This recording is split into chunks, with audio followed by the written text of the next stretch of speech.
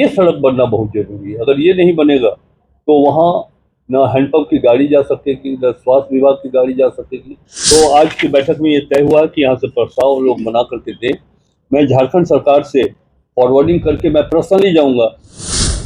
बूढ़ा पहाड़ विकास पर उठे सवाल, वित्त मंत्री बोले अब तक 0% काम, सड़क के बिना विकास संभव नहीं। झारखंड के वित्त मंत्री राधाकृष्ण किशोर सोमवार को गढ़वा पहुंचे, जहां उन्होंने बूढ़ा पहाड़ विकास योजना को लेकर जिले के अधिकारियों के साथ अहम बैठक की।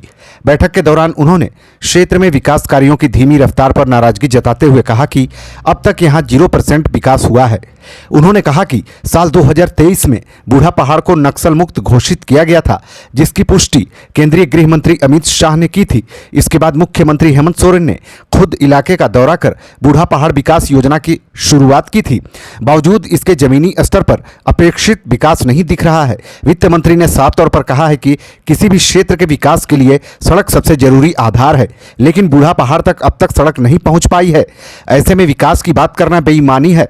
उन्होंने यह भी माना कि क्षेत्र में उग्रवाद पूरी तरह समाप्त नहीं हुआ है, बल्कि फिलहाल नियंत्रण में है और इसे खात्मा करने के लिए विकास जरूरी है। उन्होंने कहा कि सड़क निर्माण के लिए छत्तीसगढ़ सरकार के साथ समन्वय बेहद जरूरी है और वे खुद वहां के मुख्यमंत्री से मिलकर एनओसी लेने की पहल करेंगे। बैठक में कई महत्वपूर्ण घोषणाएं भी की गई। कुल्ही में एक स्वास्थ्य उपकेंद्र खोला जाएगा, जिसके लिए राशि भी उपलब्ध है। वहीं हेसातू गांव के मिडिल स्कूल को हाई स्कूल में अपग्रेड किया जाएगा, ताकि स्थानीय बच्चों को बेहतर शिक्षा मिल सके। इसके अलावा उन्होंने सुरक्षा के मद्देनजर सीआरपीएफ की तैनाती को अगले 2 वर्षों तक जारी रखने की जरूरत बताई। इस बैठक के बाद यह साफ हो गया कि सरकार अब बूढ़ा पहाड़ के विकास को लेकर गंभीर है, लेकिन जमीनी चुनौतियां अभी भी बड़ी हैं।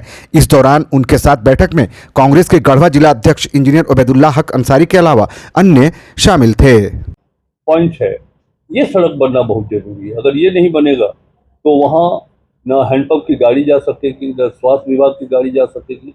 कोई कम्युनिकेशन हो ही नहीं सकता ऊपर के। इसलिए ये ब्लूप्रिंट बहुत जरूरी है बनाना। और ये एरिया, ये जो मैं दिखला रहा हूँ 3.9 किलोमीटर, इसमें लगभग 95% जो एरिया है वो छत्तीसगढ़ में। तो आज की बैठक में ये तय हुआ कि यहाँ से प्रस्ताव लोग बना करके दें।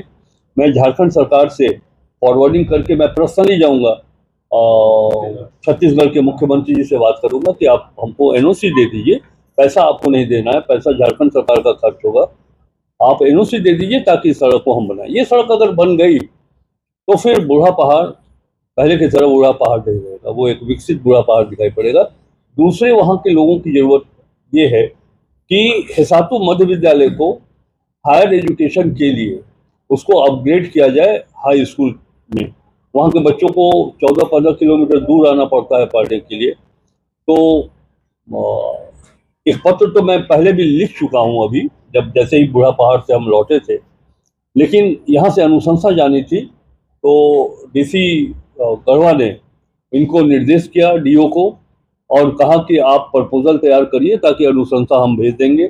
जैसे ही वहाँ अनुशंसा पहुँचेगी तो इतना निश्चित मानिए, मैं अंदर से कॉन्फिडेंट हूँ।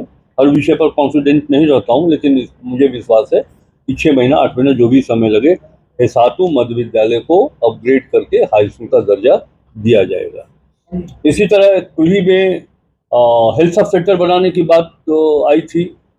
तो आज सिविल सर्जन को हम लोगों ने निर्देश दिया है कि आप एक प्रपोजल बना करके भेज दीजिए। अभी बिल्डिंग के लिए कोई परेशानी इसलिए नहीं है कि 8